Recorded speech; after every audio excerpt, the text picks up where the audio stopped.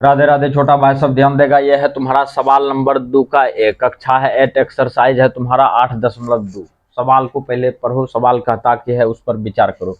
कहता है दो लगातार सम संख्याओं का योग 18 है, तो सबसे छोटी संख्या को x मानते हुए, याद रहे अपने लोगों को सबसे छोटी संख्या को x मानने के लिए बोल रहा है। और कहता है इसे समीकरण के रूप में लिखें। इसको सिर्फ समीकरण के रूप में लिख देना है और करना कुछ नहीं है।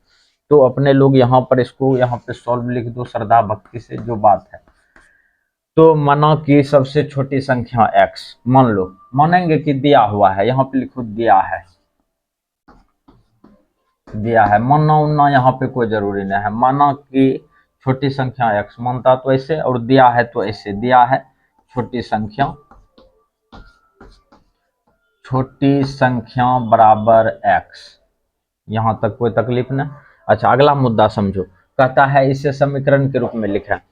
तो ऊपर में देखो कहता है दो लगातार सम संख्या। सबसे पहले सम संख्या की होता है, हम देखो यहाँ पे लिख देते हैं पहले अंक। कुंची कुंची लिखेंगे? 0, 1, 2, 3, 4, 5, 6।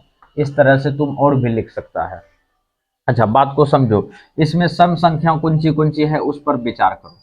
यहाँ पे देखो 6 तुम्हारा सम संख्या है, और ये तुम्हारा 5 जो है कि विषम संख्या है, न है विषम संख्या। लेकिन अपने लोगों को ये भी है तुम्हारा सम, ये भी है तुम्हारा कुंची सम, लेकिन 3 तुम्हारा कुंची है विषम। सम विषम सम विषम, और ये 1 भी तुम्हारा कुंची है विषम, और 0 तुम्हारा कुंची है सम। याद रहे, यहाँ पे आके सबको फंस जाता है। 0 कैसे सम हुआ देखिए लिया। सम के बाद आता है विषम, विषम के बाद सम, सम के बाद फिर विषम, फिर सम, फिर विषम, फिर सम। आया ना? इस तरह से 0 तुम्हारा कुंची है सम संख्या। अच्छा, छोटी संख्या अपने लोग माने है कुंची एक्स। एक्स जो है कि कुंची है सम संख्या है। इसमें अगर यदि तुम 0 को जोड़ देगा तो ये फिर भी तुम्हारा कुंची रह जाएगा, सम रह जाएगा। तो अपने लोग दूसरा सम संख्या, दूसरा दूसरा सम संख्या, सम संख्या।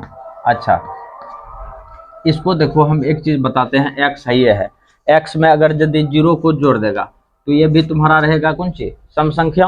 अब देखो यहाँ पे कुंची है, दूसरा कुंची है 2, इसके बाद कुंची है 2, इसके बाद कुंची है 4, इसके बाद कुंची है तुम्हारा 6, इसके बाद कुंची होता 8। 2, 4, 6, 8, ये सब तुम्हारा कौन संख्या है? सम संख्या। 0 भी किसके श्रेणी में आता है? सम संख्या के श्रेणी में। तो दूसरा सम संख्या x तो है, ये है। x में अब कुंची जोड़ेंगे 2। अब अगर यदि तीसरा सम संख्या कहता तो x प्लस कुंची लिखते 4, चौथा कहता तो x प्लस कुंची लिखते 6। इस तरह से अपने लोग चलते।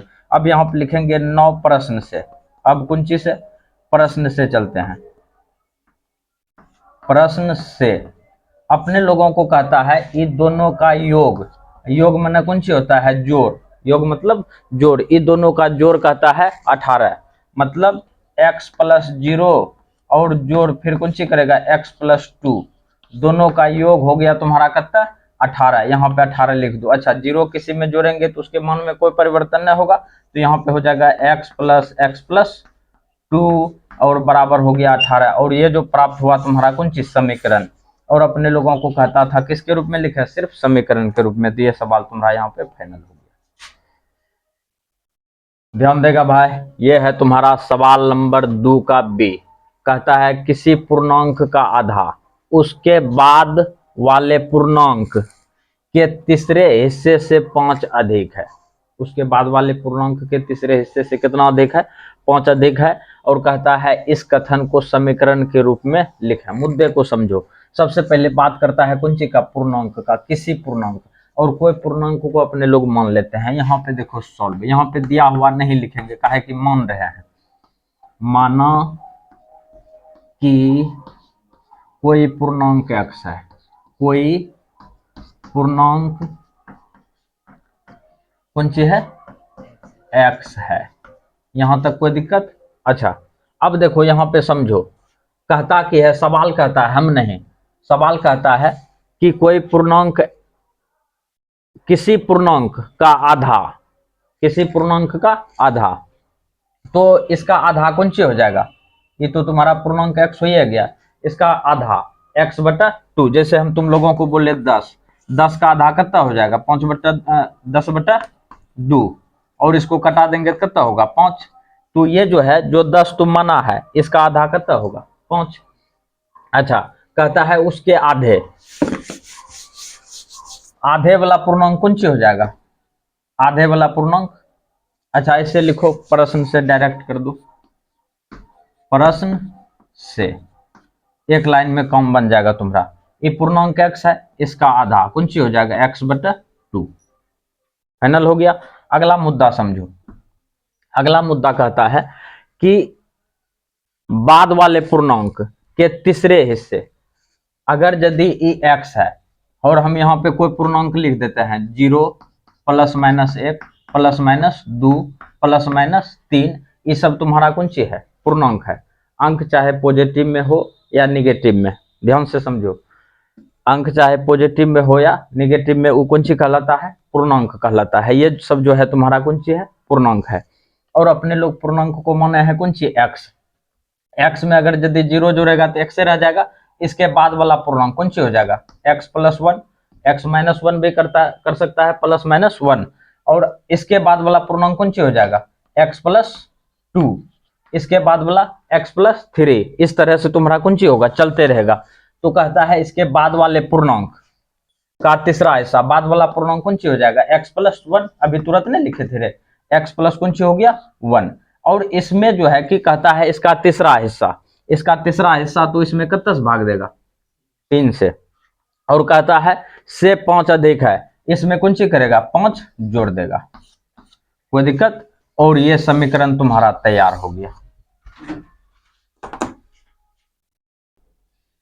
ध्यान देगा भाई, ये है तुम्हारा सवाल नंबर 2 का सी। कहता है 3 लगातार सम संख्याओं का योग 54 है। 3 लगातार सम संख्याओं का योग 54 है। तो कहता है तो सबसे छोटी संख्या को x मानते हुए इस कथन को समीकरण के रूप में लिखें। तो अपने लोगों को किसके रूप में लिखना है, समीकरण के रूप में। मुद्दे को समझो। इसमें जो है कहता है 3 और वो भी लगातार कौन सी सम संख्या, 3 लगातार सम संख्या।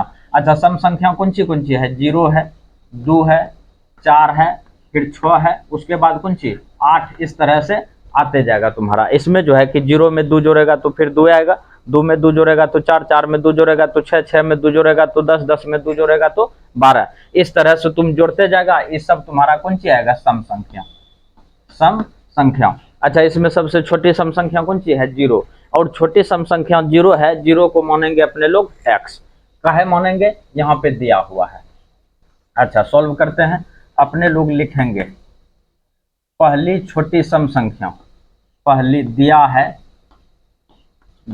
है तुम्हारा, ये बात जो है दिया हुआ है, पहली छोटी सम संख्या, सम संख्या बराबर कौन सी x। 0 है ना, 0 को मान लिए हैं अपने लोग x, या तुम x में 0 को जोड़ेगा तो कौन सी बचेगा x से बचेगा। अगला मुद्दा समझो, दूसरी सम संख्या, दूसरी सम संख्या। अब इसी x में, यहाँ पे x है, इस x में जोड़ेंगे 2, कितना पूरेगा x+2, ये हो जाएगा तुम्हारा x+2। यहां तक कोई तकलीफ ना। अब तीसरा सम संख्या, दूसरी सम संख्या, तीसरी सम संख्या कौन सी हो जाएगा तुम्हारा x+4। इसमें अगर यदि 2 जोड़ेंगे तो अपने लोगों को x+4 पहुंचेगा। तो ये तुम्हारा 3 लगातार 3 सम संख्या आ चुका है। अब अपने लोग यहाँ पे लिखेंगे प्रश्न से, प्रश्न से समीकरण बनाना है। प्रश्न से इस कथन को समीकरण के रूप में लिखें। पहला सम संख्या x को लिख दो, फिर दूसरा सम संख्या x+2 को लिख दो, और तीसरा सम संख्या x+4 को लिख दो, और बराबर कर दो कुंची योग के रूप में लिखें। योग इसका कितना है 54।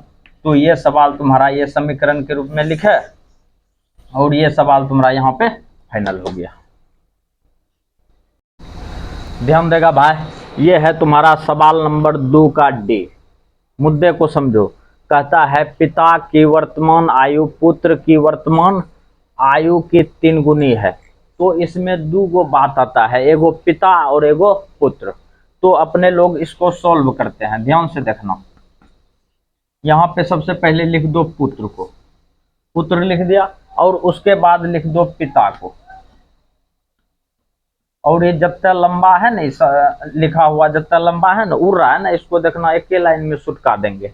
मुद्दे को समझो। सबसे पहला नंबर कहता है पुत्र की वर्तमान आयु की 3 गुनी है, तो स्पष्ट कहता है 10 वर्ष पूर्व। इसमें तुम दो गो मंत्र याद रखना, और ये मंत्र तुमको सदा काम देते रहेगा। पूर्व मतलब होता है माइनस, पूर्व मतलब माइनस, ये मेरा मंत्र है, याद रख लेना। और बाद मतलब होता है प्लस, बाद मतलब कौन सी होता है, प्लस। और हम तुम लोगों को एक बात बता दें, इसके पीछे में जो एगो सवाल था उसमें देखना कि बाद लिखा हुआ है, पूर्णांक वाला सवाल जो था उसमें जो कहता था कि इसके पहले पूर्ण इसके बाद वाले पूर्णांक को लिखिए, तो देखना तुम हम वहां पे लिए थे x प्लस कौन सी 1, तो x माइनस 1 नहीं लिए थे, काहे कि उसमें पूर्व लिखल रहता तो माइनस लेते, और बाद लिखल था इसलिए अपने लोग कौन सी लिए हैं, प्लस, सेम टू सेम।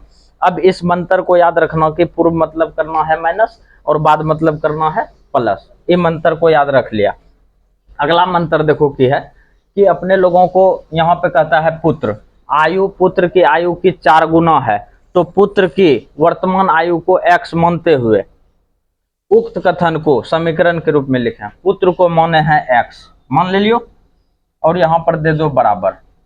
अब कहता है पिता, पिता को भी x कर दो, पुत्र को x किए हैं, पिता को भी x किए हैं, लेकिन यहाँ पे कहता कि है कि पुत्र की आयु की 3 गुनी है, मतलब पुत्र से इसका पिता जो है 3 गुना है, तो इसमें 3 से गुना कर दो, कर दिया।